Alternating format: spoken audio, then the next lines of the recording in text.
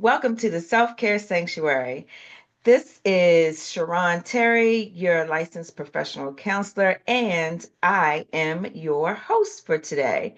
And this is a community where we believe that, self care is the only way. It begins with you.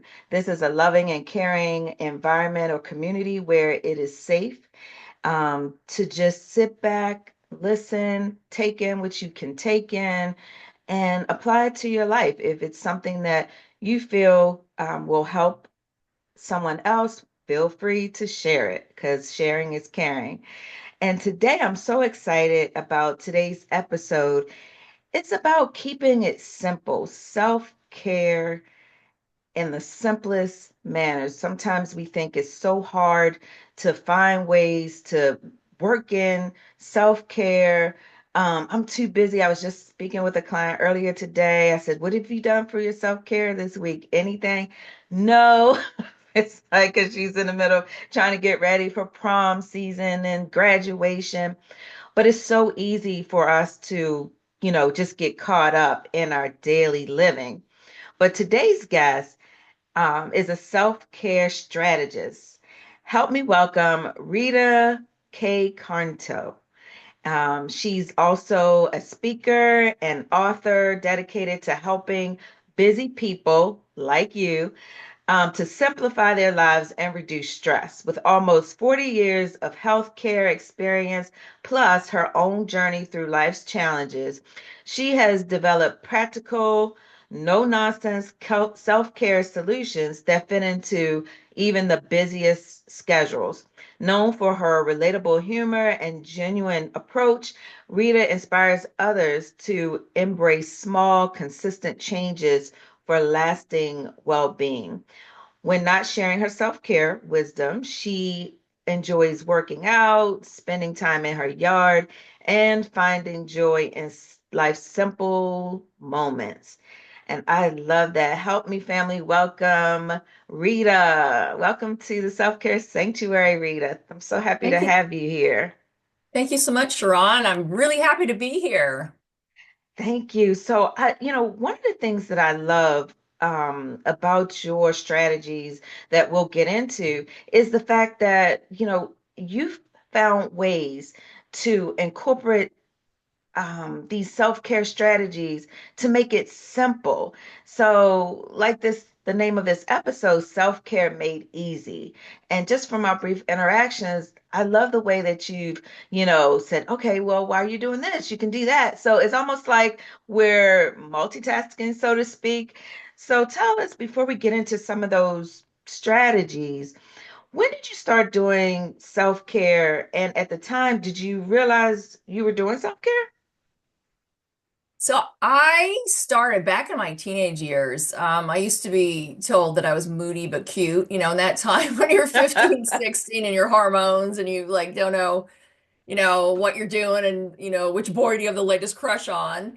Right. Um, I played a lot of sports and I also started journaling around that time. Back then it was like Dear Diary, now it's Right. journaling. And as my journey continued, as in my 20s, 30s, and 40s, looking back at my teenage years, I realized what I was really doing was self-medicating my mental health with exercise and journaling. And so it's like, wow, okay, that was really cool. I was doing it before it was cool. You're right. And I see how it helped. During the summer, I'd go for runs or walks or, bike riding. And I played all different sports during the school year. And I think that was really a saving grace for me.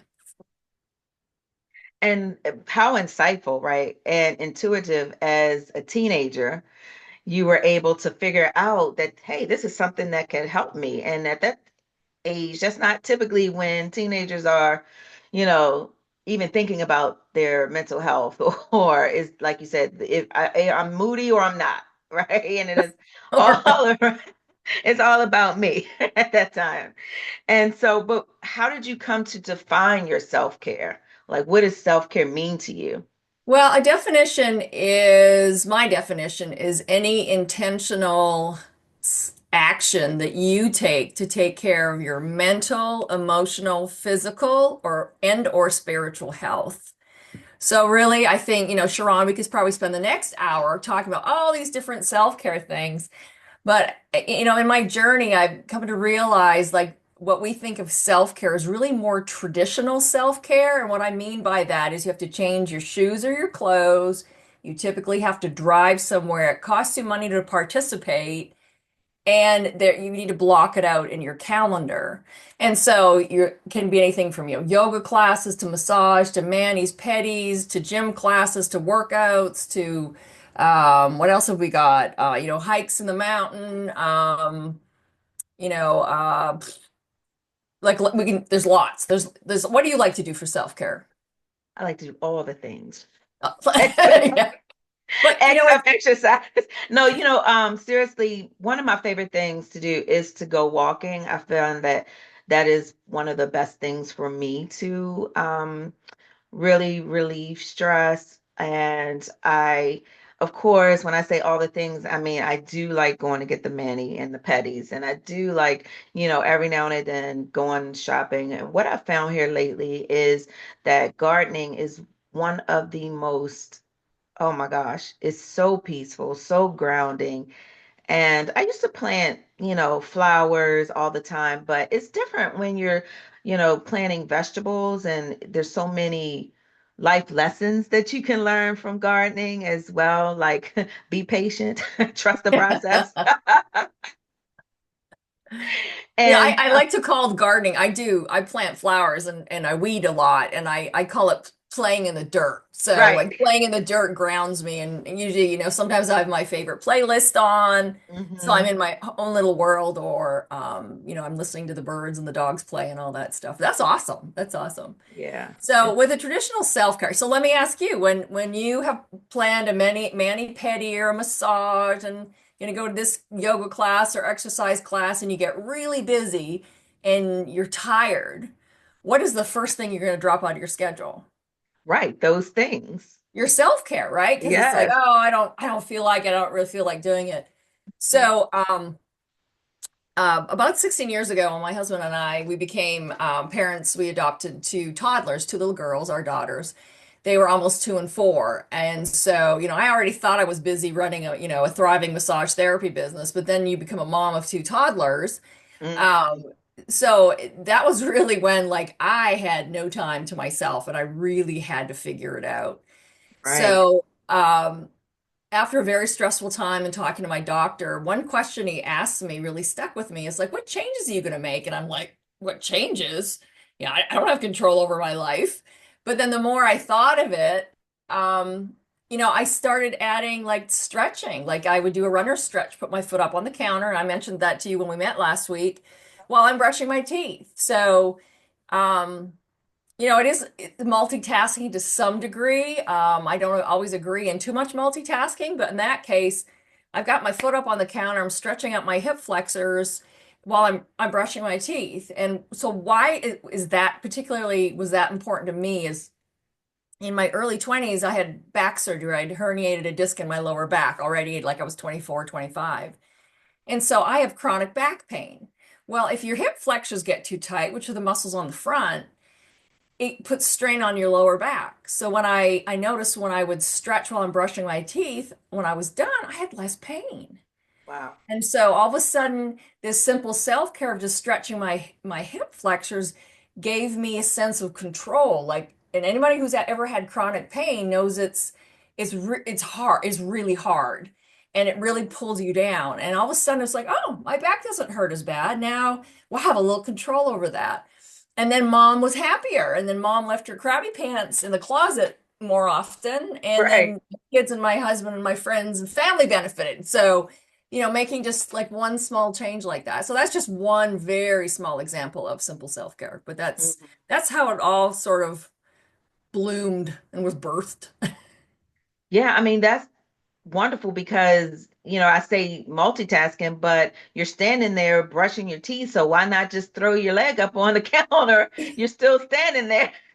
Or on the toilet bowl, or if Or, you can't lift that far, if you've got high counters, on the bathtub ledge, or on the toilet with the lid closed, hopefully. I mean, it's all about figuring out what you can do, what you're able to do, and what you're willing to do. Because Yeah. Sharon, if I were to tell you, the secret to life, girl, you go on a headstand in the corner for 6 hours. Just that's all you have to do every day.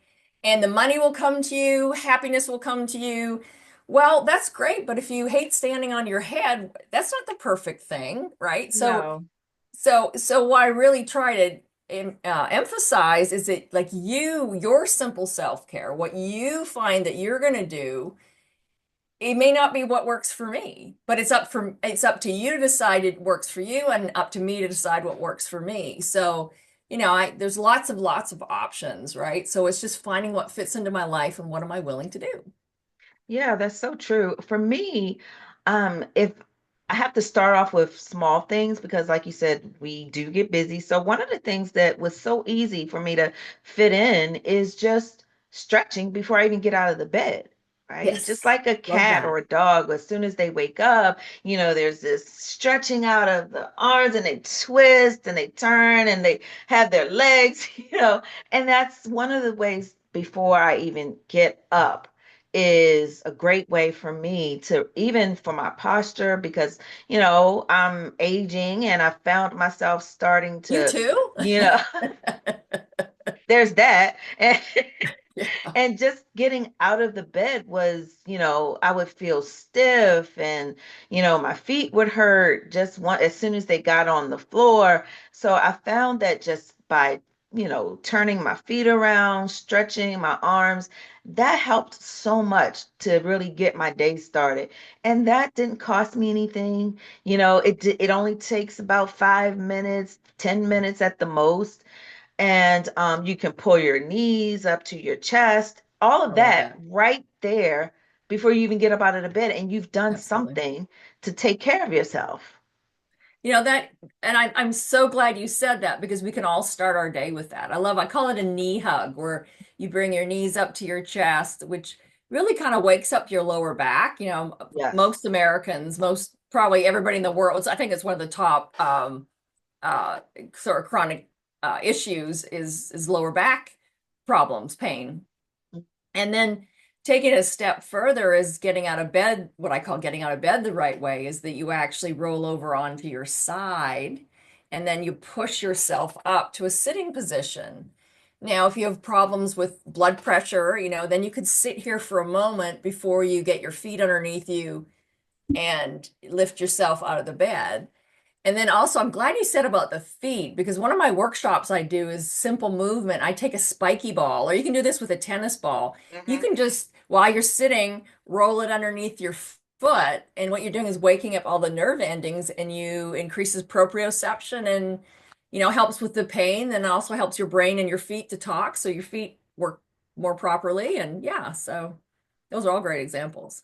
Yeah. Another thing that one of my physical therapists taught me was to tape two tennis balls together with some blue tape or whatever. And then you can roll like you mentioned, rolling your feet, but just having both of those together, it That's works as a great. massager. You can also use it on your back if you sit up against the wall. So these are just little things that don't really cost you anything. You can get tennis Exactly. balls from the dollar store and the tape if you need to.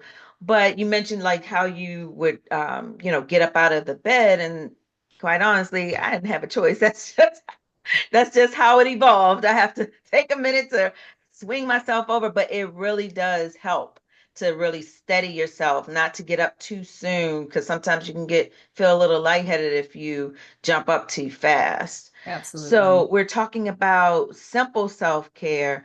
And then, but how did you come up with that simple self-care as opposed to traditional self-care? We've talked Well, about some of those things. yeah, so as a busy mom, I'm a gym rat from back in the 80s, not that I'm dating. I have a birthday coming up. It's- woo!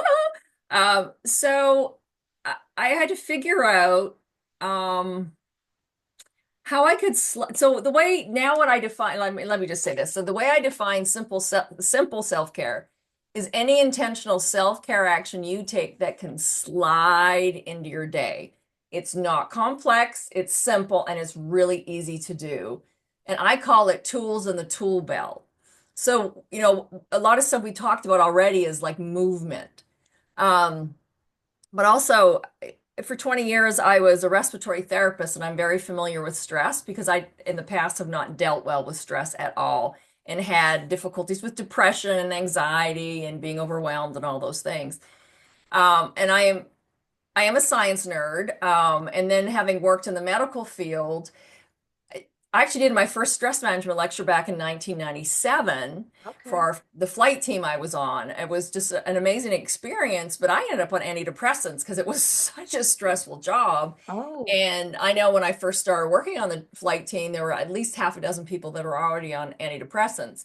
So I think a lot of people don't understand that stress overload, especially like now with all this uncertainty we have with our government and global things happening, absolutely. can lead to depression. Stress overload can lead to depression, anxiety. Um, so I just got off track. So when being a mom, I now couldn't go to the gym whenever I wanted to, or I could go for a walk, but I'd have the kids in a stroller, one walking, one in a stroller, and they're complaining, that whole thing. So I started just, you know, when I get you have to have a lot of patience as a parent as well, which I didn't do great at. So what we, so the kids they talk back or like, no, I'm not going to do that. And that actually what I came to realize later was that triggers sort of a flight or fight response. Like that Yes. triggers a stress response because I'm being defied. I feel like it's being a little bit of a threat. So my brain thinks it's a threat. So before I react in anger or react back badly, Mm-hmm. you can take that moment to just take a couple deep breaths, wiggle your toes. And really, what you're doing with that action is letting your brain know that you're safe and flip that switch from fight or flight to resting and digesting. So, simple self care is also about taking intentional pauses during the day when you find, like, oh, I have to do this and I have to do this. And today I was rushing around. And then intentionally, I would just stop and go, okay, I've got this. Let me sit in the sun for a minute, and I've got it. Like I can do this. So it's really about simple self-care really is about an increased awareness of your stress level and then inserting these 30 seconds to 3 minute, 5 minute pauses where you get to reset your nervous system and reset your brain and your body, and then you can get on with your day. Does that make sense? Absolutely. One of the things that, as a matter of fact, a lot of my, clientele, people I speak with, and which is one of the reasons why I wanted to even start this podcast, the Self-Care Sanctuary, is because people don't realize how the stressors of life can lead to depression, even if it's, just situational. It can increase the anxiety and your cortisol levels increase, causing you to gain weight or hold on to weight, making it harder to even manage your health, those that prolonged state of being in flight or fright can cause your body to have these overload of chemicals or hormones that can then lead to other health issues like diabetes or high blood pressure. And so learning these self-care strategies that are very simple become very important. Like one of the strategies also that I work with my clients who deal with, anxiety, heavy anxiety, or panic is when you're feeling overloaded or stressed, take a minute out just to go to the bathroom, right? Let the bathroom be your escape where you can reset your brain, like you said, making that switch over to rest and digest simply by splashing cold water on your face, letting yourself know, hey, snap out of it. This is where we are. Like you mentioned, taking some deep breaths and just really recentering yourself. Right. It's just checking in with yourself throughout the day and giving your body what it needs, a Right. break. even if it means just to take a deep breath. So, with that, are you able to? You mentioned that you worked in respiratory. Is there a specific breathing exercise that, is real simple that someone could do in the middle of the day to kind of get them reset or just to Oh, woosah? yeah, absolutely. So, I will start with box. Have you've heard of box Yes, I've done breathing? box Yeah. breathing. Yeah. So box breathing, which you breathe in on the count of four. So in, two, three, four, hold, two, three, four, out, two, three, four, hold, two, three, four, and Yeah. repeat. So you count. So I know a lot of people really like that one. One of my probably the favorites that I've actually learned just in the last few months is called a physiological sigh. Okay. So you take a deep breath in. Now take another breath in and exhale all the way out.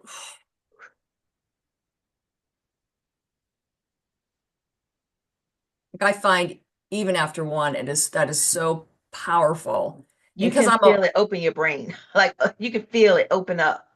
yes, so that's a physiological sigh. Yes. So that is my favorite. Then one of my other favorites is just simply doing deep breathing. And you can do this while you're driving in the car, as long as you keep your eyes open. We have here in Charlotte, we have I-77, which I really, really dislike driving. It's busy and you've got crazy people, we've got everywhere, right? So what I will actually do is I will, when I have my hands on the steering wheel, I will take deep breaths and I'll just wiggle my fingers. So Oh, again, nice. I'm taking the breathing to calm down my heart rate, my blood pressure, and then wiggling my fingers gives my brain something different to think about. Or I wiggle my toes Hmm. while I'm deep breathing. And again, it's that intentional pause. I'm resetting. I'm reassuring my brain I'm not in danger.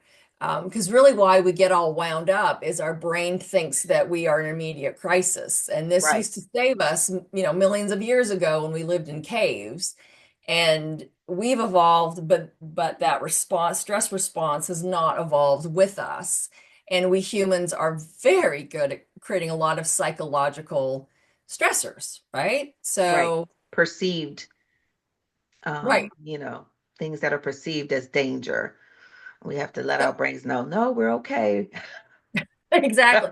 So, one example I love to share is say, Sharon, you're going for one of your walks Hmm. and you hear a speeding car and you look up and you see this car coming straight at you. All right, that is an immediate threat, right? Exactly. So, you have that stress response, your heart rate goes up, blood pressure, you get lots of sugar in your blood, so then you can like run out of the way or jump over the car, do whatever you need to do to be Right. safe, right? Hmm. Okay, now you're standing on the side of the road. The car is stopped, everybody's okay. Stress is over. Hmm. Now, what would be the next thing that you think you'd do? Like, I would call my husband and say, "Oh my gosh, you'll never believe what just happened." Right? And now I'm going to describe the car that this what just happened, right? Safely on the side of the road, but it's going to trigger another stress response because I'm reliving it in my brain. Right. So now I have stress response number two on the side. It's not going to be as big as the first one, but it's my heart rate goes up, my blood pressure goes up, my blood flow to my gut stops. All right. So now everybody's good. You go home. It's 2 o'clock in the morning. And all of a sudden you sit up and go, oh my gosh, I almost died today. I could be in the hospital, right? So it's 2 o'clock in the morning. You're safe in your bed and yet you're replaying it in your brain and you're triggering another stress response. So Exactly. that's where we humans get ourselves into trouble is that we replay and oh, I shouldn't have said that. I shouldn't have done this. Oh, I should have done, like, and then it just our brains just trigger Hmm. and then we end up stressed and then end up with, increased heart rate and blood pressure and all that good stuff. So Which is all yeah, about that stress overload. yes, ma'am. So stress overload happens when we don't get a break from stress. Hmm. So it's a stressor after, especially if you have kids and teenagers, and now what's going on, in the the world. You turn on the TV and there's been another big accident, or this has happened, or tariffs, or things are going up, and economy and all that stuff. So we're constantly bombarded by these stressors, and we can choose whether or not we need to react to them, or what we can control, what we can't control. But that's how we get overloaded. Like our bodies are in constant alert because, man, we're in fight or flight because we're going to save ourselves, right? So Mhm. um, yeah, that's what we're gonna. And I've been there. I've been 6 months after I became a mom, I was sobbing uncontrollably on our back deck, depressed. I was having suicidal thoughts. It was like I was so overloaded, overwhelmed, and went to the doctor, got antidepressants, and that's where he asked me, "What changes are you going to make?" And then that started, a healthier cycle. So, Yeah, causing you to think I have to do something right, differently. I'm killing myself. Yeah. Yeah. And I know that, something similar happened with me just going to the doctor and he's like, well, she said, "Oh, you got this wrong." And I just started crying. And I'm like, I'm only 30 something. Why is all this happening to me? And she's like, because you have too much stress. She said, not just for you, but for anyone. It would be too much stress for anyone. And she said, you need to find ways to reduce it, get rid of some stuff. And if it means sticking your hand in some dirt therapy, There you or go. she's like, find something that's going to make you happy. Yeah, it's And that really triggered some things.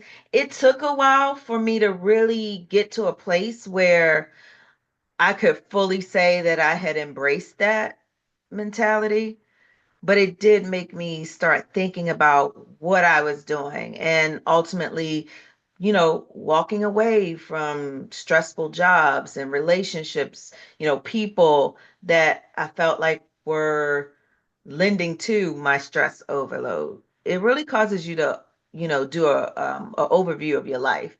Yeah, yeah, absolutely. And I think the first thing, and I teach a lot of workshops, and usually it's women that are in my workshop because I think we women are looking for answers because we want to feel better, right? We Right. we just want to feel better tomorrow, like, and especially we're dealing with the hormones and the pre-menopause, perimenopause, all that stuff. And so what I find with when I, in the workshops that we women, first of all, think that we're not even deserving of self-care, that we were brought Yes. up thinking that self-care is selfish. That means, you're being selfish and taking time away from someone else. But I so disagree because if I don't do my self-care, I am no good to my husband. I am no good to my children, and I would be no good on this podcast. I wouldn't, Exactly. so it's keeping, if someone there listening needs another example is, try pouring some water out of an empty pitcher. Like if there's nothing in the pitcher or the teapot or the bottle, nothing's going to come out. So you have to keep that vessel filled, your vessel filled with self-care. So that's why I find the first thing is that you are enough and you are allowed, and self-care is imperative. That's really I think the best place to start. And then understanding that it only takes, like you already said, one simple change. Like you just start like with one thing. I started stretching while brushing my teeth. That's all I did. And then I'm feeling better. And it's like, well, maybe I can go take the girls to the park. My back isn't hurting. Maybe we can go play in the park. And so all of us would go play the park and get exercise. And it's like, well, let's do this tomorrow. And then slowly over time, months, years, you start building up your self-care routine. And because you want to, you feel better. So Absolutely. it's a marathon, not a sprint at For all. sure. This is a lifelong journey, right? And as you age, right? My self-care at 20 looked totally different than at 30, at 40, now 50. In a few years, I'll be 60. So my self-care may change again, right? Yeah. But sometimes it's a matter of one of the you mentioned something very important is that a lot women have been conditioned to believe that they don't deserve it, that, they have to be the martyr, or they have to put everyone before themselves. And for those women who really struggle with putting themselves first, I say to them, if it helps you, think of it as you're helping these people by helping yourself first. Because it's hard for some of them to think of it in only in terms of helping themselves. Right. So if you can trick your mind into thinking, okay, I'm doing this for them, knowing that it's really for you, however you think about it, just make sure that you're doing make sure that you're doing things for yourself, because you won't be able to help anyone if Oh, yeah. you're laid up in the hospital, in the bed, can't move. Who are you helping then? Right. And a lot of times those people that you pour into are not going to be there to help you. Well, and the sad truth is, like, I grew up with a super mom of the 70s. So she thought she had to do it all. She was on blood pressure medicine and Valium because back in the 70s that was the, anxiety drug of the day.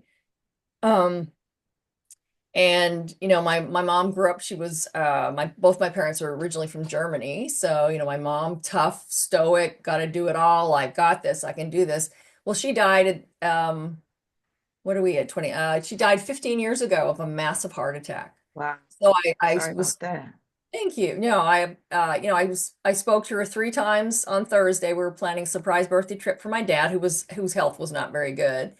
And then the next day I get a call from my dad saying that, your mom's gone. And talk about rocking your world, right? Yeah. So, and I really blame stress.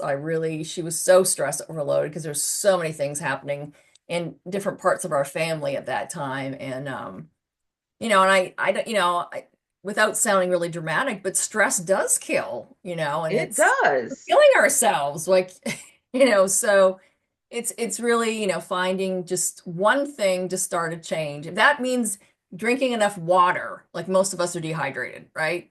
Just drink your 8 glasses of water. Figure out how you can, if you don't like water, put some lemon in it, some cucumbers, drink that sparkly, bubbly water with no sugar in it. Just making like one small change is just huge. Yeah. Those small changes really add up and they can be life changers. Um, so from what we've talked about, we already know that self-care isn't one size fits all. You mentioned, we have to customize it based on what is good for us. And I know that you have three categories of simple self-care. And I'm curious, why did you create those categories? Well, I think like you'll find like when we start talking about the different simple self-care, you can like one category is in the moment. So that's a non-active. You don't have to go walk or exercise or anything. And it's as easy as engaging one of your senses. So right now, if okay, I'm feeling a little kind of ramped up, and now I'm gonna look around the room and see if I can see my favorite color, which is blue, right? So now you're engaging your eyes, your ears. I love dark chocolate. I'll break chocolate off and let it melt in my mouth. Um, so again, you're distracting your brain. You're letting your brain know that you're safe by doing those things, what I call in the moment. Deep breathing, wiggle your toes. Like it brings the awareness from the chaos out here to right here. Where am I right now? How am I feeling with the tension in my shoulders? Is there some tension? So that's in the moment. So things that you can do to pull yourself in the moment. The second category is movement. So again, it could be, my home office is on the second floor, so there is a bathroom right next door, but I always go to the bathroom, on the first floor. Again, it's that extra movement. It's getting an extra few steps. When you go to the store, your office, you park a little bit further away. So even 100 steps every day over a year will add up to about 18 miles. Mhm. Or maybe we can just stretch and twist, like you said, when you're getting up out of the bed, you're twisting and stretching, like that simple movement. And then the third category is what I call mind unfulness. And another, I like making up words. Another word for that is brain dumping. And that's where journaling comes in. Positive affirmations, meditation, reading scripture, reading fiction, where making a list where you're just, oh my gosh, I have 100 things to do, and I find myself there often. So I will make a list. I'll write down all these things that I need, and then I can see that these are what this one needs really to be the first one I get done. And Right. then these next few I can get done tomorrow, right? Mhm. So that those are the three categories. So in the moment, movement, and unmindfulness. I love that unmindfulness because the first one is the in the moment is the mindfulness piece where you're grounding yourself, pulling yourself in, being here, what I call be here now kind of thing. And And I then the second one is movement. Sometimes we need to get up and distract ourselves, and that's also good for the physicalities of it all. And then the unmindfulness, which really that journaling and making lists or the making lists is my lifesaver. Like, I have to get it out of my brain onto the paper, and it really helps me to stay organized. It helps you to reduce the stress because, a lot of times I'll have my clients make the list and then they can chunk it, right? Like you said, what do I need to do right now? What can wait till later? What can I push till tomorrow? Or does this have to be later today? Or can it be even next week? And that kind of helps relieve some of that stress. And then being kind and gracious to yourself so that absolutely. if you don't get it done on the list, okay, well, there's tomorrow. you That's know? right. So yeah, and making a gratitude list, is Yeah. those are all good too. So yeah, and so, in workshops I'll joke and say, okay, are you a pauser, a mover, or a brain dumper? And it's interesting. Most people I've done like surveys where they, voted on their phone. You can see most people are movers, I think.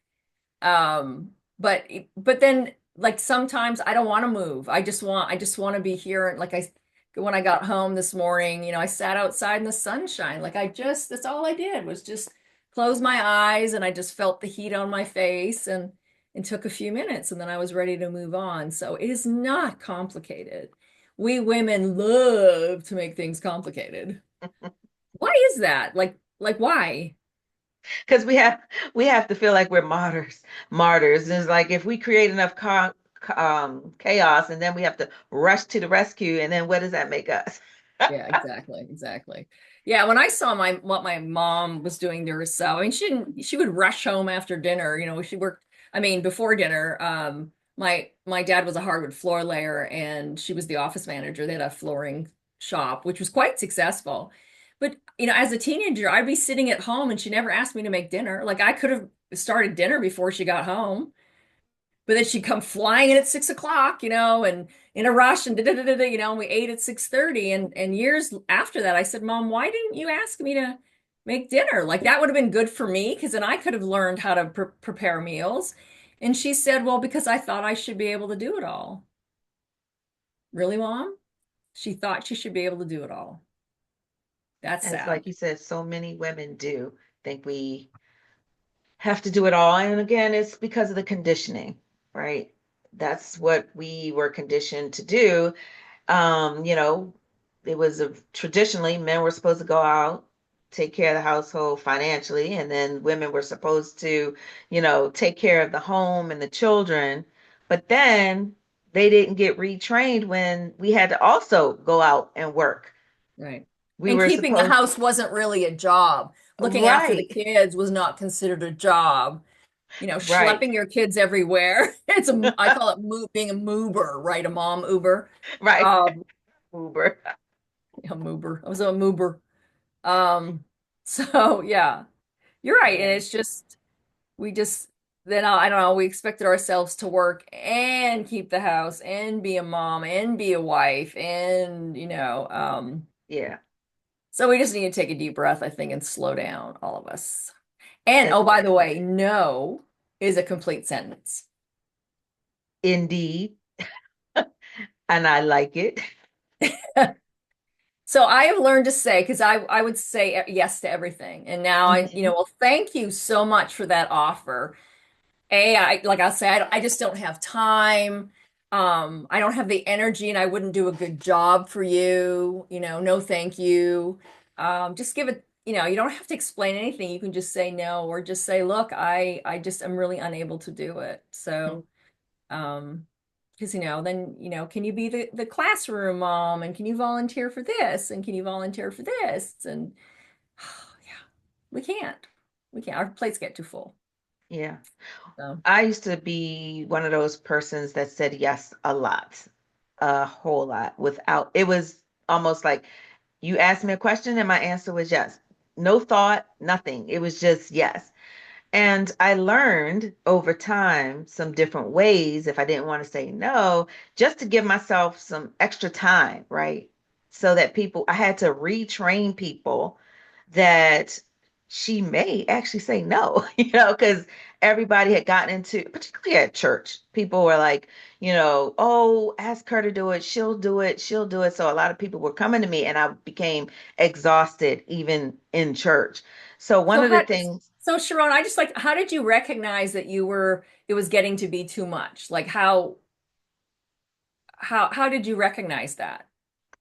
I realized it was getting to be too much when I started saying, like, if I wanted to skip a particular program, or if someone asked me to come to do something at church and I said no, and then the feedback I would get would be, oh, well, you just have to press your way more, or you have to, or I was starting to feel like I was being manipulated, like I couldn't, using my faith to manipulate me to do other people's agendas, right? So Oh if I man. wanted to stay home and rest, it was like, yeah, but you don't want to let the children down or you don't want to do this. And, so really kind of making me feel bad or playing on the fact that I wanted to serve God and, so they started making me feel bad. And but when I started hearing, oh, you need to press your way more after being in church at Sunday school, Saturdays, my ex-husband used to call it marathon churching. So I'm giving all of this, and yet you're saying to me, I need to press my way more. That was a problem. Yeah. Or I would show up and see my name on a program and no one had even asked. Just automatically, oh, you're doing this. Eh. Wow. So that really made me understand like people are taking advantage of you because you're just automatically saying yes. So I started, instead of saying yes, I started saying, you know what, let me get back to you. Simple. Is because sometimes I may be able to do it, sometimes I may not. So instead of automatically saying yes, and this is for all the listeners who are people pleasers and feel like you have to say yes and no is a bad word to you, just start saying, I'll get back with you. That will give yourself some time to really determine if you can or cannot. It'll also give you a moment to say, hey, I can't do this, but I can do that, right? So you're looking at Nice. what will be best for you. Maybe sometimes it's a win-win situation, and then sometimes it's just no. But at least you've given the perception that, hey, I've thought about it. I didn't just come off and say no. I've thought about it. And now I realize I can't. So then you can say no with a clean conscience, right? So this There is you go. more so for you than the other person. And also you're retraining people. So when I started showing up and seeing my name on things that no one had asked me about, I just started saying, no, I'm not doing it. Or I stopped showing up to certain programs because then you won't automatically put my name on things because you don't know if I'm going to show up or not. Yeah, there you go. That's and shame on, the other side. Shame on them for thinking you're going to do it all because that's not right either, No. to take advantage. So, yeah, you just have to say no sometimes and and not feel bad. Because how can you serve at 100% capacity and be your best for God and for the kids and for everyone else if you're if, if your gas tank's on like 1/8, right? Right, You just, right. you know, It doesn't work. So that was no. one of the major turning points for me, and self-care regarding, just that area of my life as far as going to church, but it spilled over into other areas of just practicing, saying, as I said, let me get back with you. What would you say the biggest turning point in your life regarding self-care was? I think it was I've actually so I think I've had three. Okay. The first one I already talked about was that day that when I was about 6 months after being an adoptive mom, and I Right. just sort of had that near breakdown, realizing. So that was where the journey started.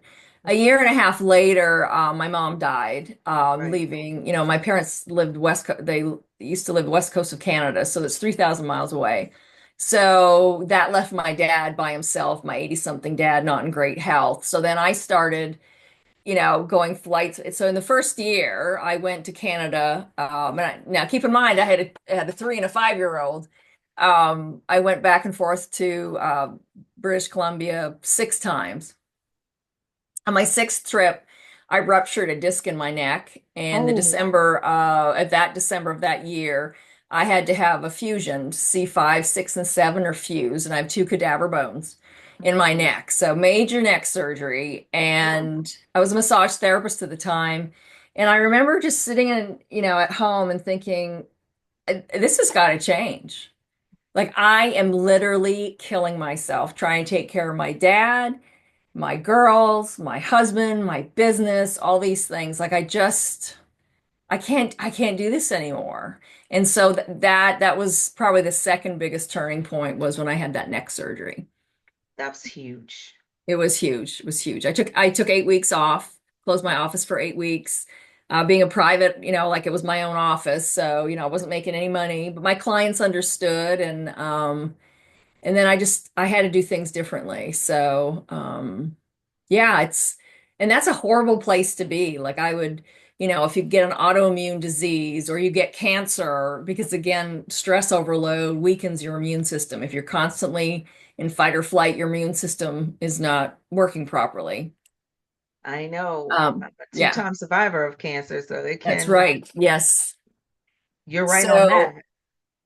yeah, so yeah, I said awareness, and it's funny unless we live it, I think. Like I'm trying to prevent, I'm doing what I'm doing now to try to help people understand that if you're not, we are killing ourselves. And it is really important to control your stress, and a really, simple way to do is with simple self-care. That's that's my message, right? That's what it boils down to. So, Yeah, yeah, it's been I an love interesting that. journey. And you think there was three Well, major I think start. when my mom died, I realized that she was overweight. She did have heart disease, and she died of a massive heart attack. And she was Right. only 75. So Okay. her mom lived to 93. So I'm, like I've, longevity. My dad lived to almost 92. So her life was cut short. And so looking at, the stress of, the adoption, all that, laid very heavy on her. And then my dad's health, and my brother was he was diagnosed with cancer. So and my mom was anxious, woke up in the middle of the night, and postmenopause, all that hormone, all that stuff. She was just a real worrier. And I don't think she did enough. She did not do it. I know for a fact she did not do enough self-care, and tried to please everybody and look after everybody else before she looked after herself. So that was realizing, stress killed my mom. So stress overload. So realizing I don't want to go down that same path. So Exactly. Yeah, and that was one of the things for me too. I try really hard. I mean, and like you said, sometimes it can still be, easily distracted, and stress overload can come real quick, if you're not careful. But learning how to take these simple strategies to make self-care something that you can infuse in seconds into your day where you feel that you are, being overwhelmed. Just like with the tips that you gave about the box breathing, the physiological sigh, and it's interesting when you were talking about that. I think we all take that big old sigh, but we forget to breathe first before we take that sigh. So the key when you take a sigh is to breathe in first and then let it all out, And right? that's that double stacked breath in that Yes. because it really it's stretching your lungs and it's a maximum, you're contracting your muscles to their maximum and take this big huge breath, and then when you exhale it's just like this release, relaxation. Yes.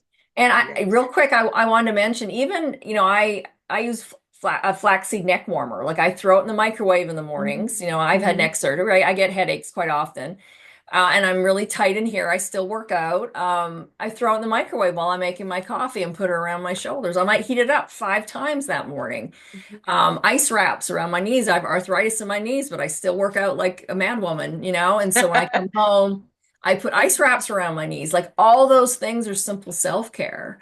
And I think just kind of opening your mind and stepping outside the box. I think your listeners could probably find at least one or two things that like, I think that could be simple self-care because it's making me feel better. It's making my spiritual, mental, emotional, and or physical health feeling better. So Yeah. These are some great, great strategies. So if you could go back in time, if you could time travel, what advice would you give your younger self regarding self-care? I would tell myself that it's a marathon, not a sprint. Because for probably the first 3, 4 decades of my life, I was an all or nothing. Like I'm all in. Like I'm either dieting and working out 6 days a week, or I'm not doing anything, right? And so now I understand. I'll be 62 in just like a week and a bit. It's a marathon. And looking at my yards and all the weeds, I used to get overwhelmed. But you know what? By the end of the summer, it should all be clear, right? It's a marathon, not a sprint. Take your time, enjoy the moments, enjoy your life. Don't be in such a hurry to grow up. I see that in my kids. The kids just want to be grown up so quickly. And If I they wish I only could go knew. back living at my mom and dad's. Like, If they only knew. yeah, and we didn't listen when we were kids, and they don't listen. And it's like it's unfortunate. We could glean so much wisdom as kids if we'd listened to our elders. Our lives would have been probably a lot easier. But I guess that's the way it is. So Yeah. I think the only person that I know or teenager that I know of that didn't want to hurry up and get out is my youngest son. He was like, got it good. Why should I rush? yeah. And then you're kind of like, honey, it's time to go.